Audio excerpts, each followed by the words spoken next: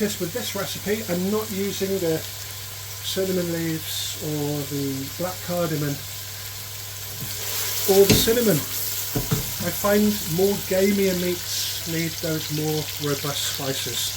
Chicken cooks really easily, and even though I'm cooking it in a pressure cooker, it doesn't require the lid on, or in the same way I cooked the lamb in the last video. So you can just cook the chicken, probably cooks in around 40 minutes, the whole thing will be done. We'll just come back once those onions have softened. Little ginger and garlic. Like I said, don't use too much ginger and garlic in pre-sauces. You can add ginger and garlic when you're actually making the dishes. Then I'll add salt to taste. Like I said, under salt preparations, so you can have more control on the salt in the finished dishes that we're actually going to cook. Different types of dishes with this basic chicken curry. Always a little bit heavier on the turmeric, I find as well. There's nothing like going to a restaurant and then seeing what's on your plate after you're eating your food. You can see nice and heavy with the turmeric. It really gives a really good seasoning. Next, coriander and cumin powder. So that's 70% coriander, 30% cumin, and some garam masala. So we're keeping it really, really basic. Just going to stir all that in, and we're going to add a little bit of water as well. Just enough to stop burning. And as always, ingredients, as simple as they are, in the description of the video. So we've literally got that noise coming from the lamb in the pressure cooker. So 2 videos going at once. This kitchen is really busy, to say the least. So we've made a pulp out of our onions, really sweat it down into a thick paste. Next, again, tomatoes. We're using a little bit more chicken than we did the lamb. So we've got 5 good quality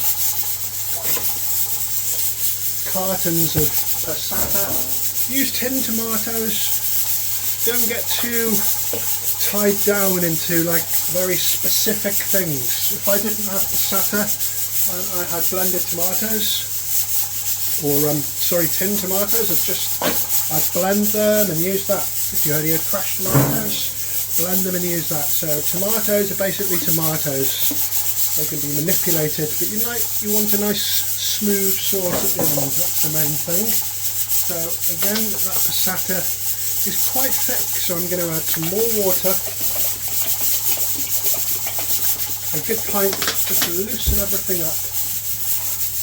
And I just like to let it come to the boil before we add the chicken. Some people might have wanted to add the chicken first, but it's quite a small pan, so it doesn't really make much difference. You could get a little bit of browning on your chicken.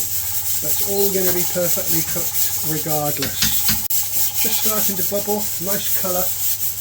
People get hung up about base gravy. Essentially, this is a simplified version of the base gravy. But anything you don't like about the base gravy, or you want to adjust, you can do that in the main dish when you're actually cooking your various curries out of the base gravy. So here goes 2.5 kilo of generously diced chicken.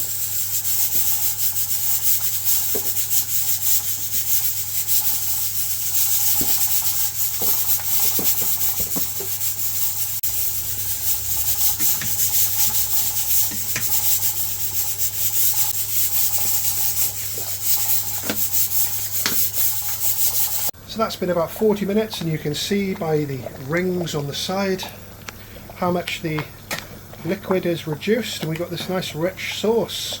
So now we have a basic chicken curry with beautifully cooked tender chunks of aromatic chicken that you can turn into any curry you like. And if you don't want to turn it into any other curry, you can eat it just how it is. Absolutely wonderful. Thanks for watching. Feel free to like, share and subscribe.